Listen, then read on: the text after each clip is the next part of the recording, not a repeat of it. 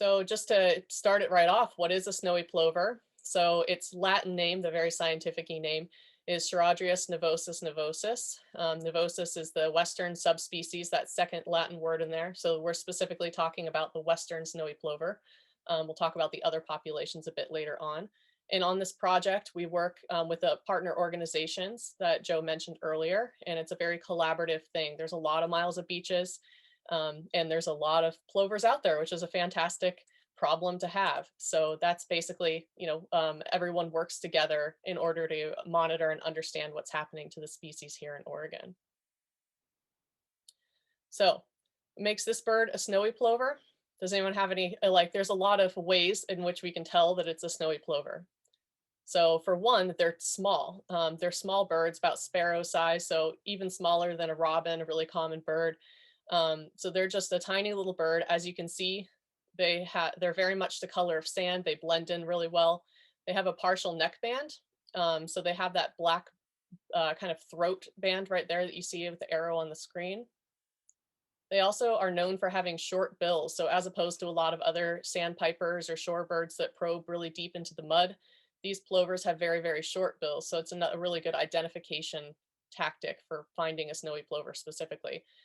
It's also always really helpful if you're out in the field and you're looking at a snowy plover, what you think might be one, is to imagine if the bill is longer or shorter than its head. And in this one, you can see that red arrow indicates that it's shorter than its head. If it's longer than its head, it's not going to be a snowy plover.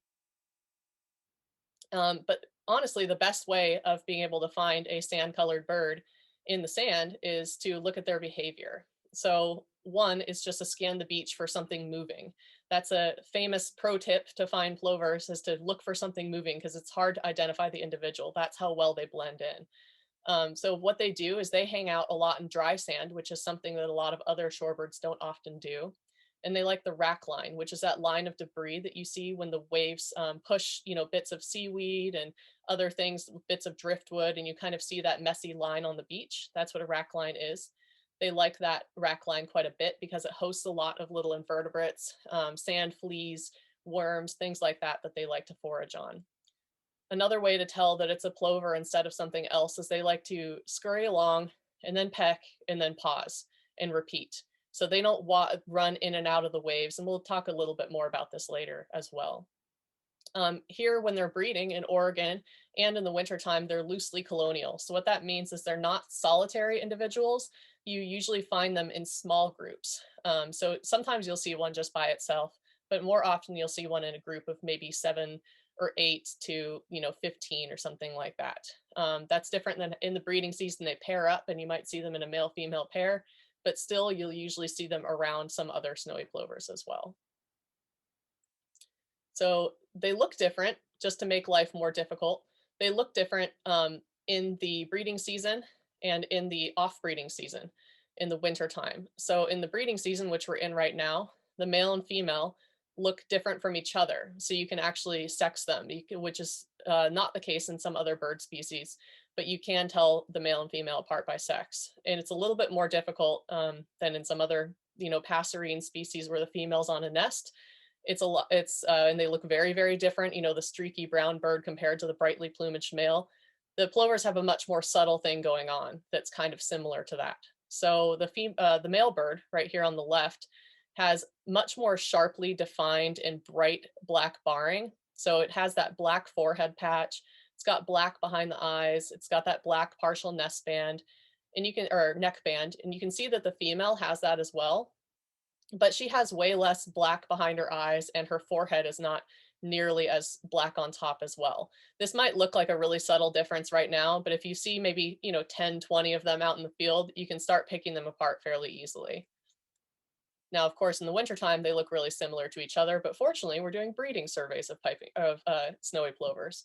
And by the way, I'm going to say piping plovers accidentally quite a bit because that's the species I'm used to studying on the East Coast and worked with them for about 10 years and wrote my master's thesis on them. So it is a verbal tick I can't get rid of. So if I say that, no, I'm talking about snowy plovers.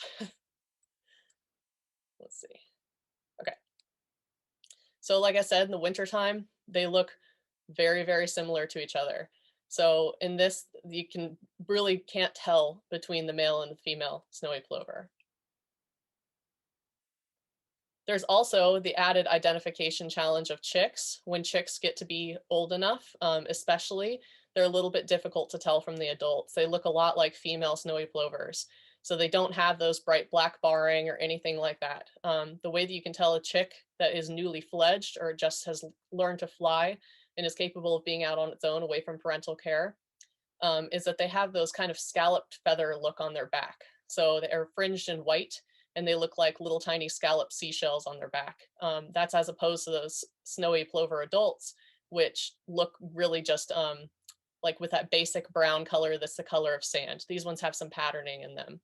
So that's something to worry about later season. We won't be seeing any fledged chicks for at least another month, 2 months actually from here. So it'll be a while. So you'll have lots of practice with the adults before you have to start worrying about the newly fledged chicks. The downy chicks are obviously very easy to tell apart. They're adorable. They're speckled like sand. You can see how well that they blend into their environment, and their strategy for hiding from potential predators when their parent warns them to is just to drop into the sand and stay like a stationary object. So they are very, very easy to tell apart, but they are super hard to find because they don't want to be found. Another way of finding cryptic birds in the sand is by tracking them, by looking at the tracks that they leave, because that's a pretty often one of the best ways in which to find actual snowy plovers or to find a snowy plover nest. So their tracks, fortunately, are more distinct than the birds themselves. They're very, very small. So there's a chapstick as a frame, size of frame reference. And what's most kind of notable about them compared to other sandpiper species that you might see is that they're pigeon-toed. So you can see in these tracks that two of the toes are facing one way and the other one is facing way off the other way. So kind of like this, kind of like that. So they're very kind of pigeon-toed, and that's a really specific to snowy plover thing. You can only see that. So and they also kind of make this straight line track in the sand like that. So they're not usually kind of twisting around in circles or things like that. So they have that gait of one after the other. So if you see a lot of these tracks, you know that there's probably snowy plovers around. And we'll talk a little bit more about other tracks that we see. Okay. So here's snowy plover tracks compared to some other tracks that might be a different sandpiper species. You can see they're a little bit sharper, but they're hard to define. So here, this might be a little bit difficult tracking effort, but here's a snowy plover track as it goes across the sand landscape. And again, if all of this seems intimidating, this is something that we learn out in the field, and it's a lot easier to see it on the ground. This is just to give you a little bit of preview before going out into the field and looking for this yourself. Oops. Yeah. Okay. For some reason, it's doing something weird. Sorry about that. Okay, so snowy plovers, we were talking about how they forage, or they hunt along and then stop and pause. So here's one chasing a sand flea.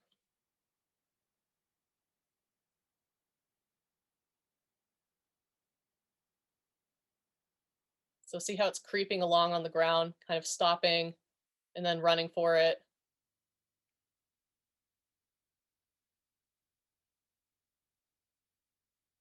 And now it got it eventually.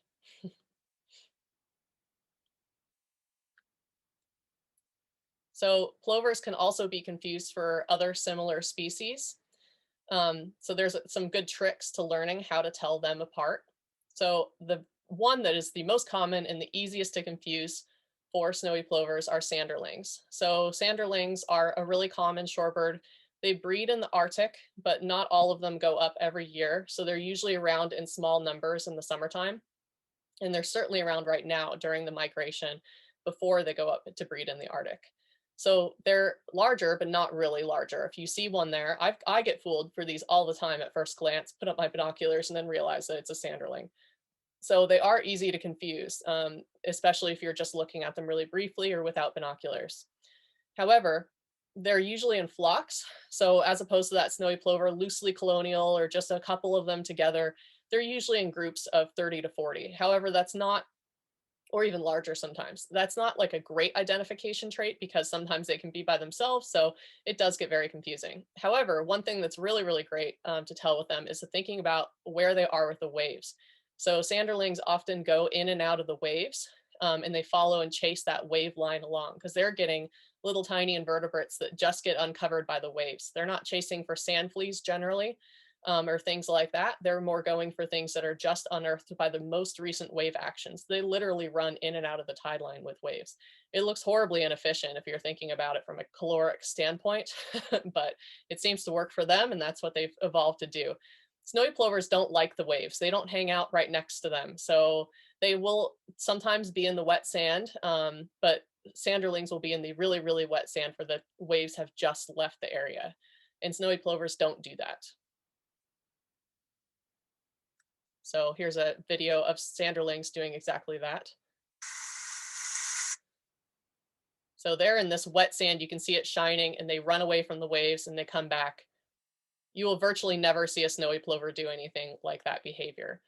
Another good thing about sanderlings you can see in this video, sometimes the videos are hard. So another good thing, just to go back to this slide, is I think it's really helpful to look at that bill. So you can see here, if you're looking at the bill, it's as equally long as the head. So the snowy plover, again, has that really, really short bill. So if you're ever unsure, you can just look at what their bill is doing and how big it is. And that's a helpful trait as well. Okay. All right, another similar species is the semi-palmated plover. So as you can see, it's got that very short bill too, because it's like a plover. It behaves in a lot of ways like the western snowy plover. However, semi-palmated plovers also nest far up north, so you generally don't see them past about April or mid-May around here. So it's kind of a problem right now, but later on it won't be. And then same, they return from the Arctic. Some of them do starting in late July. So in the bulk of the breeding season, they're not really a species you should be terribly concerned about, but you might see one every once in a while. So the difference between the way to tell these apart from semi-palmated plovers is the semi-palmated plovers are much darker. It doesn't show particularly well in this slide the difference between their back colors, but when you see them out in the field, this looks more like a chocolate brown, and this is more like a sandy brown. And it is pretty obvious when you see it out in the field. They also have, the best way to tell them apart is they have orange bare parts. So they have an orange bill, and they also have orangish legs. And the snowy plover has not a hint of orange on its bill. So if you see something like that, you know it's definitely not a snowy plover if you see orange in its bill like that, or same with the legs. And it also, I think another really great way of telling apart is that its breastband is complete. So when we said they have a partial neckband on the snowy plover, it kind of ends. You can see underneath their throat right here that it has that white in the middle. These ones, their neckband goes all the way across, and you can see it's generally really, really robust as well. So like I said, they're spring and fall migrants, so they don't breed in the area, but you might see them around every once in a while. So you can see this is a little bit better. You can see how dark they are compared to the snowy plover. They're also much darker on the top of their head, and they don't have that difference between that black barring and then a pale head. They're just brown all the way across. So here's what one would look like out in the field. So there's two snowy plovers here on the left, and a semi-palmated plover on the right by itself.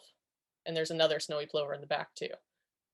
So in the field, you can see how much darker they are overall to the snowy plovers, and their head doesn't seem patterned like the other ones do. Yeah, where's Waldo's true. Another similar species that's tricky for a different reason is a killdeer. So a killdeer is another plover species, and it's pretty common in this area and in general. They're actually really, really well dispersed throughout the country. And that's because they adapt to nest anywhere. So often you'll see killdeer in a gravel road or a driveway or on the side of a road, or just terrible, terrible spots to breed. However, some of them decide that nesting in the sand is just great, just like the snowy plover. So it's more likely that you'll confuse a killdeer nest for a snowy plover nest. So this on the right here is a killdeer nest. We haven't seen pictures of snowy plover eggs yet in this presentation, but rest assured they look pretty similar. However, they like to be in more dense vegetated habitat They like gravel or rocks. Snowy plovers aren't really ever on gravel and rock. But yeah, they can be in the sand and they can be confusing. Their eggs are a bit more deeply patterned. They have more black in them and everything like that, but it's always really helpful to take a picture of a nest. However, a really good way to tell that you're near a killdeer nest compared to a snowy plover nest is the killdeer, if you're near a nest, will not shut up. They're named killdeer because their call sounds like the word, it sounds like killdeer. It's like a and they are right next to you. And sometimes they'll be flailing around on the ground pretending to be injured to try to attract you away from their nest. So if you're near a nest and you're just standing there and you don't hear or see anything, it's probably a snowy plover. If there's a bird like absolutely losing it next to you, you're near a killdeer nest. But this isn't a problem that we come across too often. They don't generally nest in the sand, but occasionally they will. And then I have to throw in the piping plover. So you won't find it in Oregon, but if you do, call me because that's a big deal. They're the East Coast equivalent to snowy plovers. They also have an interior population as well in the Great Lakes and the Great Plains. But and Daniel would know this better, in my recollection, they've never been spotted in Oregon. But like I said, they are a similar species. So if you ever see things on the internet and things like that, the piping plover has a really good press team of people who love them. So there's a lot of pictures out there of piping plovers as well. But they're an East Coast equivalent to a snowy plover. They act and behave in a lot of really similar ways. 1 or 2 records for Oregon, Daniel says. So again, if you find one, call me. So yeah, the snowy plover populations, they also have an interior population, kind of like those piping plovers. But here on the West Coast, they're from Washington all the way down to Baja, Mexico. There's also an interior and Gulf Coast populations, which are a little bit different genetically because they don't interbreed with our West Coast populations, but they are the same species. So that's where that really challenging avian taxonomy and trying to decide what makes a species comes into play. But generally speaking, there are snowy plovers, but they don't really mix on the breeding grounds very often. The two populations are, like I said, behaviorally distinct. So the interior birds that are like in Utah and in the other interior saline lakes that they like particularly, they often do come down to Southern California and things like that to winter on the coast, but they don't breed there. And coast birds very rarely go interior. So they're almost completely distinct populations.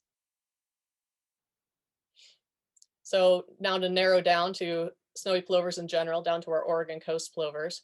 Historically, they occurred all along Oregon's sandy beaches. So back before there were tons and tons of people around on our sandy beaches, they were in Oregon on all of the different beaches and year round.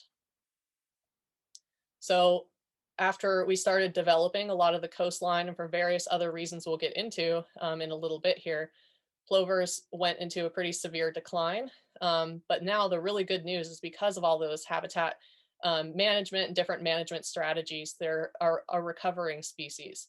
So in 2019, we had fledglings at Clatsop, Nehalem, and Sitka. And in 2020, we also had success and we saw more and more nests in every site. And so, yeah, it's a really exciting time to be studying snowy plovers and working with them on the Oregon's north coast. They also nest on a lot of other beaches in Oregon, particularly in Southern Oregon, we'll get into a bit more. So when they're on the Pacific coast, and particularly here in Oregon, they like to nest above the high tide line. So there's that high tide line with the wet sand that the sanderlings really like. So you can see the kind of where the water is shiny off the surface here. That's where sanderlings really, really like this kind of wet-ish sand from the most recent high tide, but the waves aren't crashing onto regularly, is the wet sand area. Plovers will like to forage in there, but they won't nest in there. And you can imagine why. They have nests they lay for an entire month. And the very next time a high tide comes along, it'll just take it away. So they certainly don't nest anywhere near the high tide line, almost ever. Very occasionally an inexperienced one will, and the result is pretty predictable. So their nesting area is going to be way above that high tide line near those 4 dune areas. So they like that. Here's a really good picture of that rack line that I was talking about. So there's that line of debris. They love to forage in that rack line. There's lots and lots of food in there for them that was brought up from the ocean. And since they don't like going near the waves, they don't find out what's in the ocean until it makes its way up to the rack line. So They are often, rackline is a great place to scan and look for snowy plovers, both adults and chicks as well. Their breeding habitat is, like I said, it's variable, but it's always way up above that high tide line. And there's actually a nest in this picture. So that's how well they blend in with the sand. There it is in the red circle. So go back to that image, and there's that nest. So that's how hard it can be to find a snowy plover nest. And that's a big reason why all of those areas are protected from people walking up into the dry sand, because there's a very real risk of accidentally, it would be really bad luck with all the spatial area of the beach, but there is a very real risk of accidentally trampling that nest because they're very hard to see. So they like to nest on the ground. They really, really like river mouths, so tidal inlets. It provides a lot of, kind of like where those rack line brings up a lot of different invertebrates. The dynamic systems and the way that the water moves down from the river to the ocean creates a really, really dynamic system that brings up a lot of their prey items and invertebrates. So they are really, really attracted to river mouths and tidal inlets more than they are beaches that are far away from one of those features. So that's always a good place to look for snowy plovers in general. They often like sparse vegetation. So as opposed to those killdeer that will nest in kind of deep vegetation or up on the rocks, they like to have a little bit of difference in between the sand, but they like to just have often little tiny bits of shells or little pieces of driftwood, things like that, to just kind of break up the search image for a predator looking over and seeing kind of shiny eggs in the sand. They like things that break up that visual image, but they don't like to nest really deep in there. But it's all very variable. And we'll see some more pictures of nests as well. Some birds will nest at multiple locations in a year, and we'll get into why we know that later on. But basically, we have color bands on them so we can identify them as individuals. So we know that some individual birds like to nest in multiple places in a year. So that can also mean that they'll build one nest down in a little tiny sparse vegetation area like this and another one 50 feet away, or it can mean that they move to the next tidal inlet down, for example. So here's two close-up pictures of nests. These were just found by us, by Daniel and myself this past week. So Daniel found that one on the right, which breaks the rules I was just talking about. So you can there's an egg, it's right here underneath the grass. It's incredibly difficult to see. And that bird is, I can't imagine they're going to be not going to be annoyed by having the grass blowing in their face when they're incubating, but so be it. That's what they chose.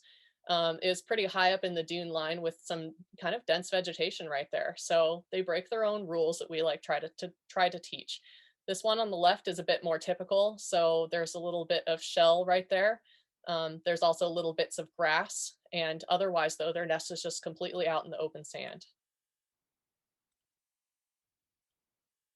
So plovers have specific breeding behaviors, so ways that they act that are much different than how they act in the wintertime. So they will kind of group together in different ways. They'll group together in bigger flocks and things like that in the wintertime, but then they arrive to their nesting beaches in late winter. So in about March, they'll kind of move around and pick where they're going to be for the rest of the season. Some of them do move. Whoever's can somebody just mute themselves if you just joined? Thank you. Yeah, so courtship involves some different behaviors as well that are really unique. So here's one. Here's a snowy plover male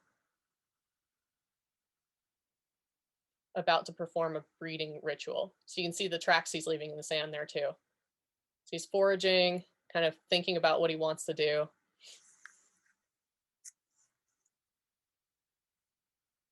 Here he's starting to build a scrape, so that nest bowl. He's thinking about it, and he's trying to impress the female who's about to come into frame.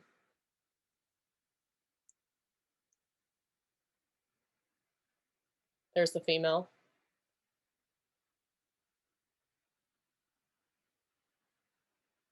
It's kind of a subtle courtship ritual.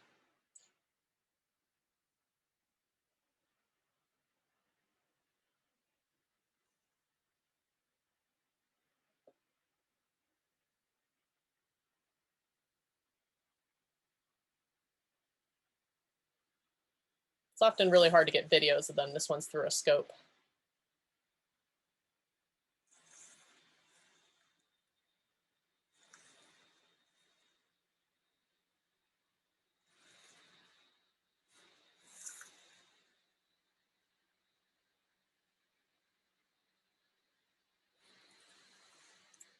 There's a really good video for that kind of moving, running quickly, and then stopping, and running quickly and stopping. That's a really good indicator that you're seeing a snowy plover. So the male makes many nest scrapes. So here's a picture of one of a bunch of tracks that's leading up to a nest scrape, which is somewhere in this area. This is a good way to find those nest scrapes, which again are just those empty nestfuls that they're creating. And then the female will choose one of those nest scrapes and lay eggs in it. So the male makes it and she chooses which one she likes. So that can mean sometimes you'll come across an area where you see 15 nests, and those aren't 15 different birds doing it. That's probably one male doing it. So the first nests arrive usually in early April. This year down on the South Coast, we found one on March 17th. So that's really early. Early nests often can fail, and the most common cause is weather. Anyone who's kind of been to the Oregon coast a lot at different times of year will know that our weather can be more severe in the springtime. So it can cause those really high tides that might wash away a nest, might cause a lot of wind that can bury a nest. So yeah, weather can be a pretty big impact earlier in the season. However, they don't just give up if they've laid one nest of about 3 eggs. If that nest gets destroyed, they don't give up. They'll initiate nests until late July. So throughout the season as well. Here's a good picture of an empty nest scrape.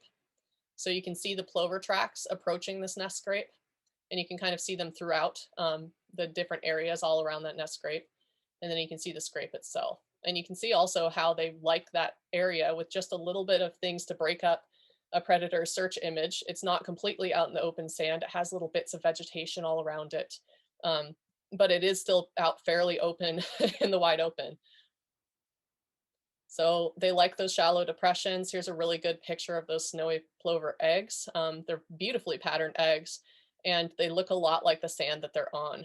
So they are incredibly hard to tell apart, even if you're standing right next to them. Like I said, I found hundreds of plover nests, and sometimes I still, even if I know where the nest is, I'll be looking right at it and have a hard time seeing it. So it's something that's learned with practice, but even practiced professionals at it find it challenging.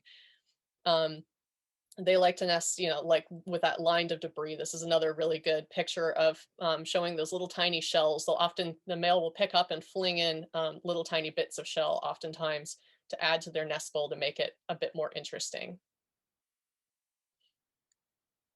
So they can lay between 2 and 4 eggs, or very occasionally, especially late season, even just 1. But most commonly, there's going to be 3 eggs in a nest.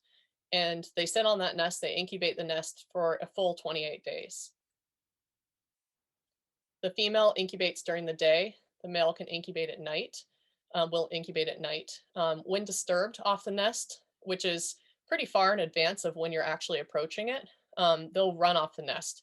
And you might imagine why that could be, why they would run off the nest instead of flying directly off. They're cryptic, they're the color of sand, and if they just kind of sneak off the nest, it's a lot harder for a predator to be like, oh, they just left that nest and where it is. Oftentimes, when you see a snowy plover and you see it acting kind of nesty, which is a behavior we'll get into, you'll have already passed that nest. So they run off far in advance. They see you pretty well.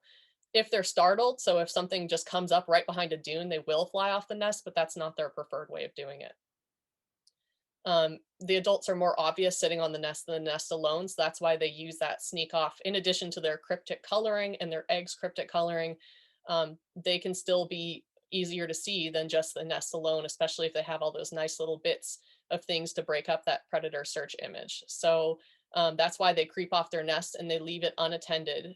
So as opposed to that killdeer that does that broken wing display, they rarely do that. And when they do that, it means you are right next to a nest. So if you ever see a plover doing these behaviors that you can see down on the bottom here, this distraction display, or it's what's also called broken winging, to try to imitate like they have a broken wing, The idea behind that is basically if they're injured, a predator might be like, great, that looks like easy prey, and come for them, and then the last minute they'll fly off before a predator can get them. But in the meantime, it's hoping to distract a predator away from the nest. If you ever see a plover doing this, or a killdeer for that matter, the best action is to absolutely stop in place and look around you before you step any further. In general, it's always good to look down at your feet if you're in a nesting area, but especially if you see this display, because it means you are right next to an egg or a chick. So here's a video of one doing a broken wing display similar to those killdeer. So it looks like it's flailing around and injured. They're they fool me occasionally. I often think like, is that one attached to fishing line or something, something invisible I can't see? Is it injured? Is it really injured in some way? But more often, um, almost always, it's of course doing a broken wing display around a nest. They won't do that for any other reason. So the chicks themselves are precocial and adorable. So they're adorable, clearly, but precocial is a word that needs defining. So there's two different things in ornithology and bird behavior. So there's precocial and altricial are the scientific names for them. Precocial means that these chicks are able to get up and leave the nest and forage by themselves within hours of hatching. So the parent will still definitely be there to guide them, to show them what's happening, to help them feed and to protect them, but they don't need to be, they can get up and move around and run away from predators by themselves just within hours. That's as opposed if you can think of like a robin nest and they have those ugly, bare, naked nestlings that don't have any feathers and are completely dependent on parents. Those are altricial species. Those are species that are totally dependent on parental care, and they cannot actually even really move by themselves. They certainly can't run away. They also can only usually digest the parents, when they vomit into their mouths like the parents do. Precocial chicks can generally feed on sand fleas and things like that by themselves, so they don't need it to be digested in different ways. So plover chicks are the very definition of precocial. They literally get up and move around within just an hour or two. It's amazing.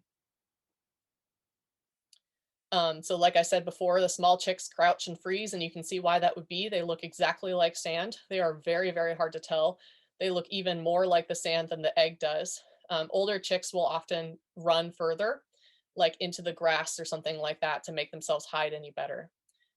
They like to shelter from the wind, and so that means they'll roost in tracks, and that's just a thermoregulation, or being able to keep themselves cool or warm, depending on what they need. So they'll shelter from the wind, they'll roost in tracks. So they really, really like, and this is a problem we'll talk about a bit more later, they really like to roost in tire tracks and things like that, which you can imagine could cause some conflict if there's trucks driving on the beach or ATVs on the beach and things. They like to hide behind low objects. So even just little shells or bits of driftwood, they'll often be hiding behind those things as well. So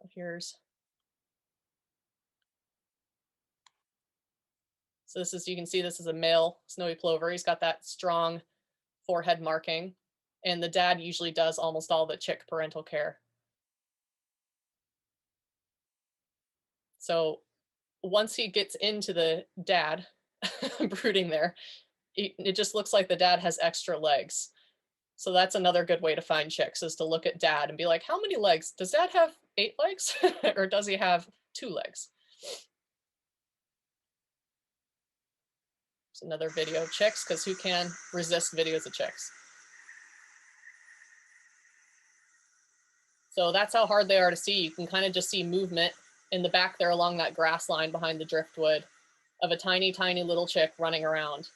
A really good nickname for chicks is cotton balls on toothpicks, because that's exactly what they look like. Their legs don't grow very much until when they reach adulthood. So they're basically have as long of legs as a chick as they do when they're adults.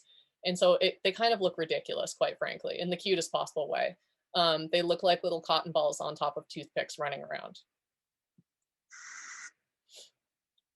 So like I said, the male broods the chicks and is pretty much the only parent that cares for them during the day. They provide that thermoregulation by brooding them. So brooding is another one of those ornithological terms that specifically means caring for the chicks. And a brood can also be a group of chicks. So the male broods them, as the brood is the verb, and they all like to hang out underneath dad, and that he helps to keep them warm or protect them from predators. He will lead those chicks to the foraging area. So again, they're precocial, and so they can forage by themselves, but they need dad to show them how and where to go to. They can travel a lot, like a lot between beaches. So another reason why they really like those inlets or those river mouths is because they have that really dynamic prey base that comes up all the time from the shifting of the water and the sand. And so they really do like those coastal inlets as well. They vocalize. So plovers in general, they do vocalize, but they're hard to tell. They aren't super raucous and loud like a lot of other bird species.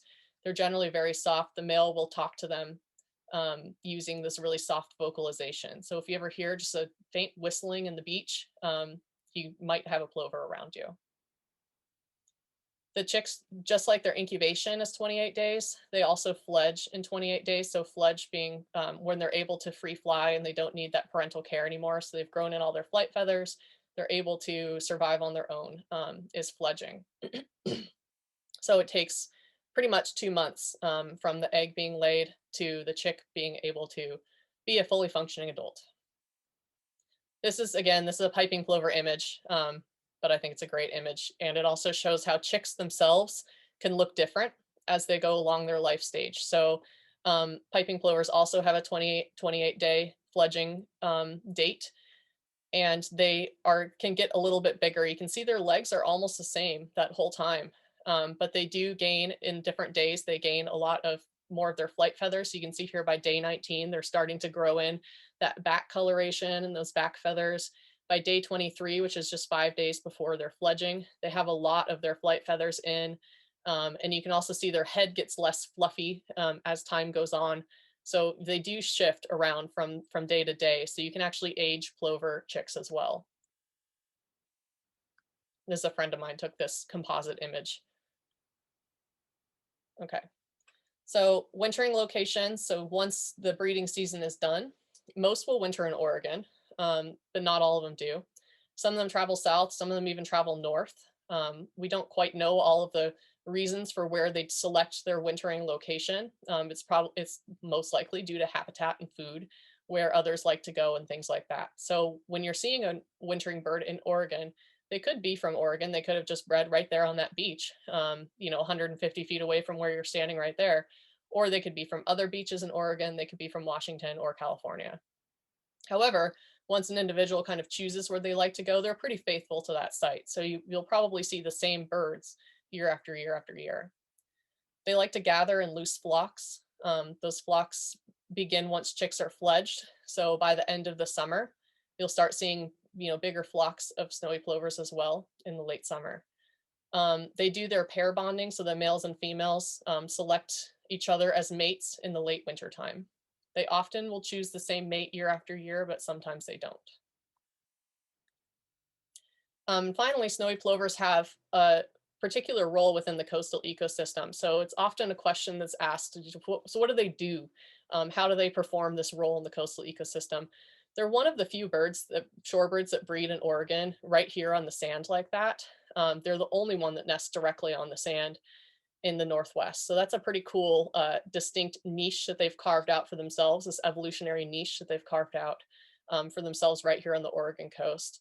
They also will kind of cohabitate with these other coastal dune species that are also only found on the coastal dunes. So there's a tiger beetle and a verbena species as well, or silvery Felicia and sand verbena, as well as tiger beetles. Okay, so here's one of the question breaks. If anyone has any questions, Joe, I can only see the chat window. So if you want to call on people, that would be great. If anyone has any questions, feel free to raise your hand or type into the chat window. So any questions? Currently, I don't see anything in the chat box.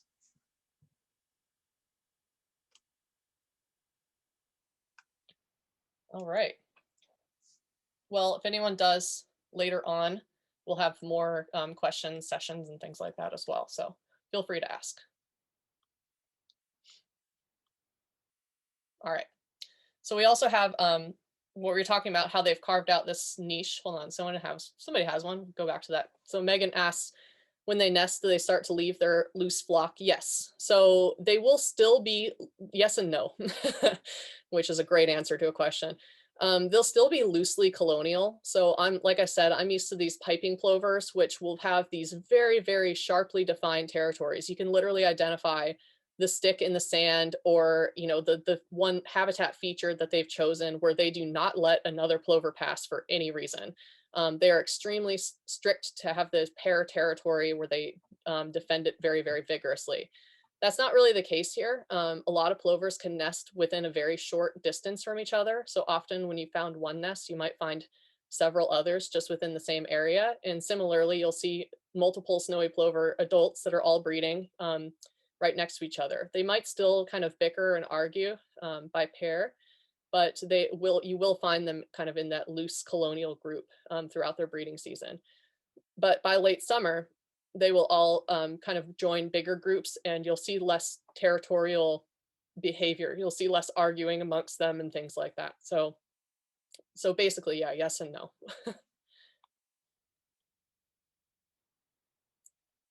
So anyone else? All right. Okay, so like I said, the plovers have carved out a really interesting evolutionary niche for themselves here on the Oregon coast. And they've co-evolved with a lot of other predators, and we've also introduced a lot of other predators and different threats to the western snowy plover. So they used to be a pretty successful species here on the Oregon coast, and they're now again becoming another successful species on the Oregon coast. But that's only with some intense management. And a lot of that intense management is due to trying to protect threats of the snowy plover. So let's talk a little bit about some of those. So their main three categories of threats that they face are predation. So from crows, for example, or ravens. Also from disturbance. So those tire tracks within the sand is a good example of that. But people in general is what we consider disturbance, as well as habitat loss. So we'll talk about the three of these in turn. So the biggest big factor is habitat loss. Specifically, this dune grass. The Oregon coast has some beautiful dunes, some of the best dunes in the entire country. However, people wanted to protect the dunes, and which is a logical reason. They wanted to protect the dunes because dunes protect them from coastal flooding.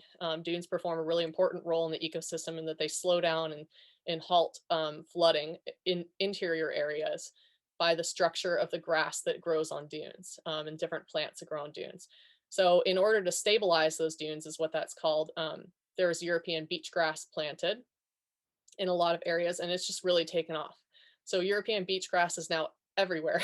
It's widespread in Oregon, and it's not the native plant species that was here. It's done too good of a job in stabilizing dunes, where now it's one of the only plant species that's found there, and dunes are growing these massive, massive structures. And there are, we have several land managers in this group today. If you have any other questions about beachgrass and things like that in general. But basically, it's instead of creating small amounts of plants throughout the dunes that stabilize it in some way, but you can still be flooded occasionally. So kind of creating that dynamic coastal ecosystem, it's now created this really rigid ecosystem.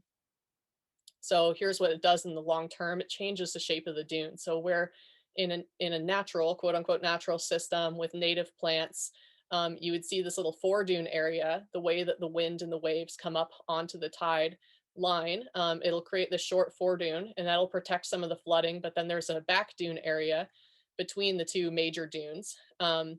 However, with all of the root vegetation, it means that wind blows sand onto those dune systems, and they'll accrete. So it'll collect more and more sand with the plant roots that are there. It doesn't allow the sand to just blow away.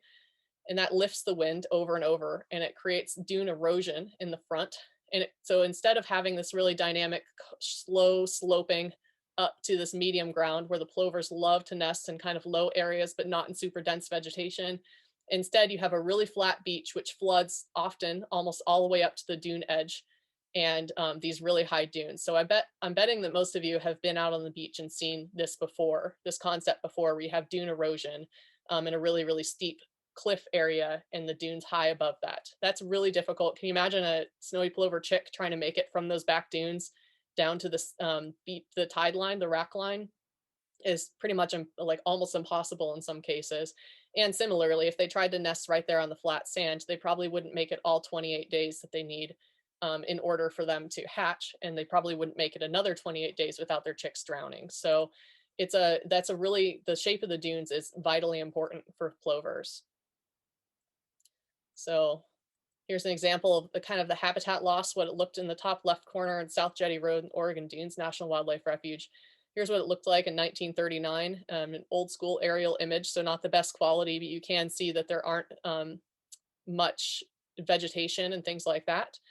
And then in 1984, so not even 50 years later, it was a lot more vegetation there as well. And now there's tons and tons of vegetation. So somebody asked, yeah, I'll send that to you later, Vanessa. Okay. So now that means that everyone, so it's not just plovers, people, and predators are all on on one strip of beach. So whereas before there used to be a lot more sand habitat and things like that, now there's just a narrow stretch of beach and then super tall vegetation and dunes beyond. So that's a big problem, and we'll talk a bit later about how they're solving that. Predation, so the act of having a predator eat your nest, is a natural phenomenon in a balanced ecosystem. So everyone needs to eat.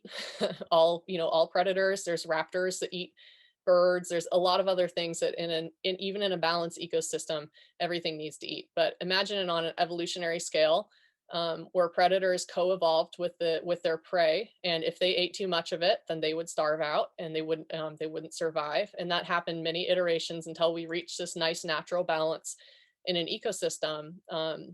However, a lot of actions of humans has caused a disruption in that balanced ecosystem. So it's allowed too much predator pressure in a lot of different ways. So the best example of this are ravens on the Oregon coast. They're natural to the Oregon coast.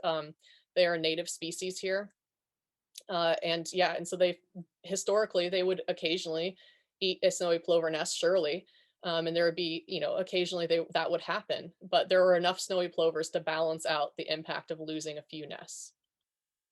So they, again, the plover created camouflage as their evolutionary strategy. They had camouflage, and ravens are super smart, and so they can detect camouflage and things like that. So it's kind of like an arms race. So they also like to distract versus the focus. So snowy plovers, they might do that distraction display, but a raven is often too smart for that.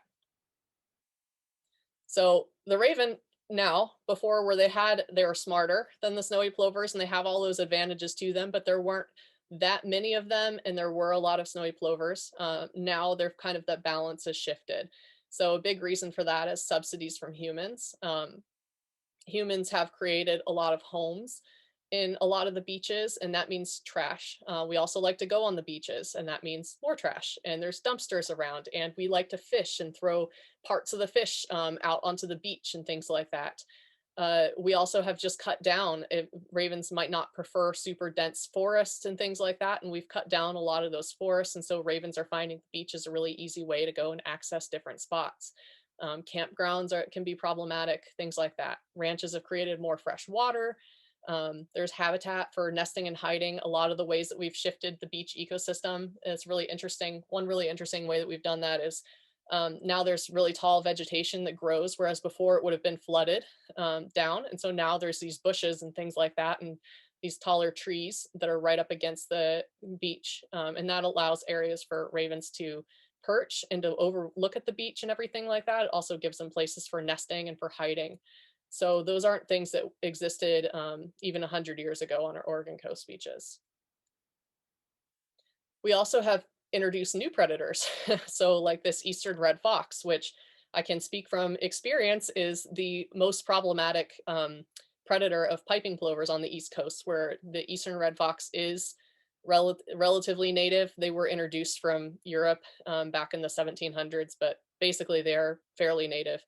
but they were never native here in the West Coast, and they're also were never native on barrier island beaches where piping plovers are.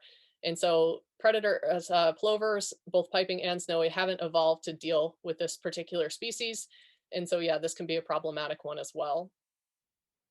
So there are a lot of different mammalian predators, both native and non-native, for snowy plover. So native ones would include the gray fox, coyote, skunk, raccoons, mice, and other rodents. So even though they might be native, they probably weren't on the beaches to the degree that they were in a lot of cases. Or if they were on the beaches a lot, there were more snowy plovers to kind of make up that balance. And now that's shifted because of some human actions. And then non-native, we've directly brought in. So like domestic dogs and cats are big ones. We've also brought in the Virginia opossum, which is another East Coast transplant to here, and the red fox, and Norway rats as well. So those huge rats. So avian predators that will prey on nests directly are American crow, common raven, northern harrier, and sometimes California gull. So the harrier is the one pictured here. The rest of them aren't traditionally raptors. So crows, ravens, and gulls are all generalist species, which means that they'll eat kind of anything. And that very much includes some plovers and their chicks and their eggs.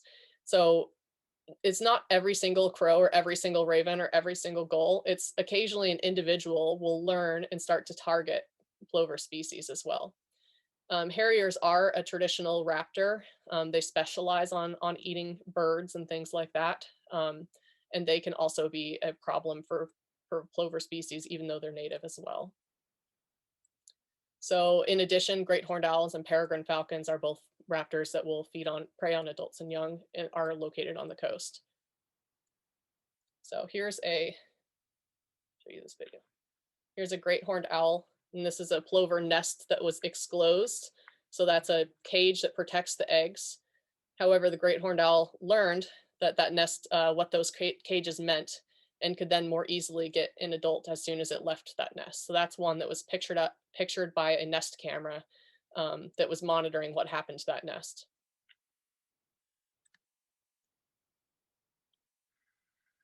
Here's one where a mouse came in, and you can see that plover's distraction displaying behind it. But a mouse can come in and eat those eggs as well. Just a cute little mouse. It's crazy. So yeah, so those are some of the predator issues that might be facing snowy plovers. Okay, so disturbance is another impact of snowy plover. So basically, there's two different types of disturbance. One is direct disturbance, and so those are things that directly might injure or kill a bird or a nest. So that could include, like I said, how hard those eggs are to find in the sand. That could include trampling nests, or just in some way maiming or killing an adult. So like a dog that might chase birds, it might maim an adult as well, or a chick. There's also indirect disturbance. So this is a bit harder to understand and quantify, but those are things that might change the snowy plover's behavior to the detriment of their eggs or chicks or the adult themselves. So basically, when a lot of people are walking through a nest, their strategy is to get off the nest and run away. So that can be a big problem. That can expose eggs and young to weather and to predators. So that causes them to leave their nest when they should be thermoregulating those eggs and sitting on there. So they have an actual stress response, a physiological response. They increase in heart rate, they produce more stress hormones. Those are both really bad physiologically for an adult bird. So it can drop their weight, it can make them sick, it can even kill them eventually. So too much disturbance, and that's something that in monitoring snowy plovers is a balance we always have to strike. How much do we need to know what's happening with that nest? And how much do we need to be worrying about disturbance? That's why we do these surveys in a really standardized way, which we'll get into more tomorrow, to try to protect and balance against those two things. So like I said, they like to flee, which is an energetic cost. If they stay in place, then they're at risk of predation, and they can't really tell the difference between a predator human who's trying to help them or a predator human who's not trying to help them, or a dog and a fox. They have the same response either way, which is to run away and to create that physiological stress response.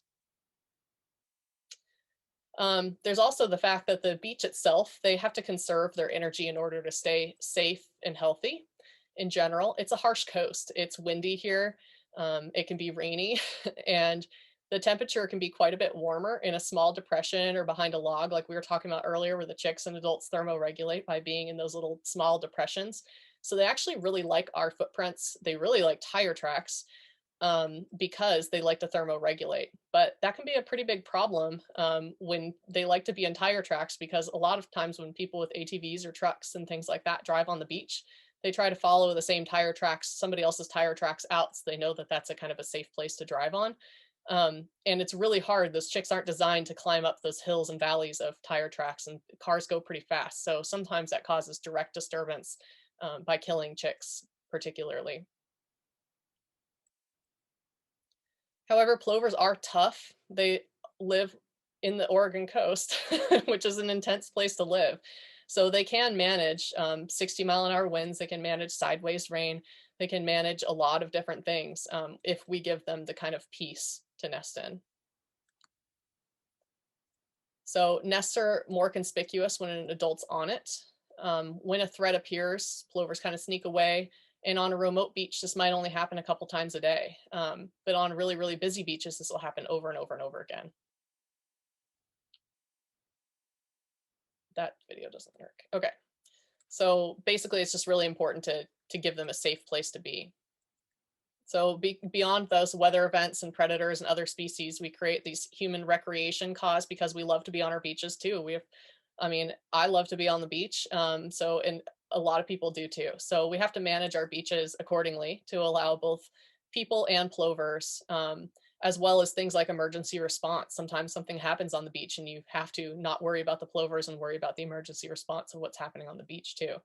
So there's a lot of different ways that land managers and we all think really, really carefully about how to strike a balance so everyone can enjoy our beaches as well. The reason there's elk on here is that elk can trample plover nests accidentally. They like our beaches too. Fortunately, it doesn't happen very often. So in a plover's eye, like I said, they have a hard time telling between people that are trying to help them, people who aren't trying to help them, and things like that. They haven't co-evolved, with bicycles. So they see things that are moving and they get really, really anxious, much more so than if they see somebody walking by. There's been a lot of, body of research on this, is how impactful are different types of disturbance, for plovers and other beach nesting birds. And basically cars and ATVs can sometimes be less disturbing because they don't see people associated with it. But sometimes they still are. They can be really disturbing in other ways, like when they hide in their tire tracks and things like that. So they can be a danger too. Um, Things like bikes can be really, really freaky to them. They're moving fast. There's a person on it. And that really freaks them out. That's one of the things that'll cause them to leave their nest quicker than anything else. And also a direct approach is more threatening than going parallel to the tide line beyond their nest. And that's something that we implement in our snowy plover monitoring, is we try to go parallel to the plovers. If we know a nest is there, we'll just try to kind of look over to the side and see if we can figure out what's happening with it, rather than walk right up to it, and look down into the nest. That also really helps with predators too. That predators can't understand, they can't follow our footprints up to a nest and learn to track us, which predators do that. So we take these kind of scientific research into account when we do, our snowy plover monitoring as well. And we almost never directly approach a nest. So yeah, so cars, off-road vehicles, bikes, trikes, and things like that. Fast is more threatening, especially when they can see the human with it. And tire tracks, just kind of re-summarize that. Flying things are another are another really problematic thing. They know what raptors are. They know that raptors come at them and try to take their nests and chicks, and they will respond accordingly. There's a lot of research out there about, how birds in general know what predators, what raptors are common in their area and what raptors aren't. So a lot of times, birds won't even respond to a turkey vulture. So they can tell the difference, because turkey vultures don't usually eat live prey. So they can tell the difference between a turkey vulture and an eagle or a raven or a crow, for example, because they know what a turkey vulture is. They've co-evolved with them. However, they don't know what a drone is or a kite. or things like that. They don't know if those things are a disturbance to them or not. So they basically see all flying things as a threat. So that's why there's a lot of drone regulations and kite regulations and things like that. It's not for nothing. It's that these things can actually injure them, because things like more territorial birds will go up to try to fight off or mob a drone. Or it can actually just cause them to leave their nest and have that stress response for a long time. Um, yeah, so they have a constant, if there's something around that's flying in their area, they have a really constant state of vigilance and that higher level of stress hormones that they're producing. So equestrians, like horses, can be problematic. So horses aren't as bad though. They don't see them as much of a threat, and often people are riding horses on the tide line and in the wet sand and things like that. So bringing a horse into the dry sand, kind of like what this picture is showing here, where it's bringing them, it might be, a plover might be nesting there to the right, and that's a pretty direct disturbance response that they could have over a horse coming right at them. But horses going by in the tide line, and elk and things like that, are not something that would generally cause that disturbance response in plovers. Again, there's people on top of them, and they might be responding more strongly to people than they would if those horses were by themselves too. And similarly, pedestrians jogging and walking. If people stick to the wet sand, they don't generally have too much of a response unless they have their chicks down there on the wet sand. They don't generally leave their nests because of it, unless they're really, really flighty. And a lot of plovers and other birds will learn to kind of, they'll decide what disturbance they're willing to tolerate or they can handle. So it's a lot of individual variation and personality within a plover. Some of them can tolerate these high disturbance beaches with lots of recreation, um, and most of them cannot though. So there's a pretty big difference by individual, and so that's why we have the management strategies that we do to protect the majority of the individuals that really would care. So here's just a picture caught on a trail camera, of a snowy plover nest. See, I've done it 3 times now, piping plover, of a snowy plover nest. And there's people walking by in the dry sand in the dune area. And that's especially problematic because that red circle down there on the bottom is where that nest is. I don't think these people weren't ill-intentioned, I'm sure, but they were walking by, and I don't think that they would have noticed if they happened to be walking just a few feet more to the left. They might not have noticed that nest there at all. Dogs can be a problem as well, like we said. They can chase birds. So here's one chasing a flock of, so this is probably sanderlings, right? See how there's a big group of them? They're all on the wet sand like that. And that dog just ran through and caused them to get up when they wouldn't have otherwise. Now they're flying off. The more they fly off, the more stress hormones they're producing, the more body weight they need to put on for their migration up to the Arctic. And snowy plovers are similar. The more, the more they're moving around, the more problematic it can be, and the more weight that they need to spend, time they need to spend foraging and things like that to account for it. This is a response that they'll have even if the dog isn't chasing them. So just if they see a dog, they think of it like a gray fox or something like that. So dogs are a problem because they see them as foxes or coyotes. That means if they're leashed or unleashed. So I have a very good dog. She loves going on the beach. She doesn't chase birds, and I wouldn't bring her onto a snowy plover area, not just because, it's managed for that, obviously, but because I know that the birds can't tell the difference between my good, nice dog and all of the other dogs that might be chasing birds. So yeah, it really doesn't, it's better if they're leashed, but they can still cause the plover to be confused, or see them as a threat, but they're really bad off leash because you might not be able to see that the chick is hiding, but a dog will smell it and find it really quickly. Or they might chase away birds that we didn't even know were there if they're off leash. Okay, so another question break. Does anyone have any other questions?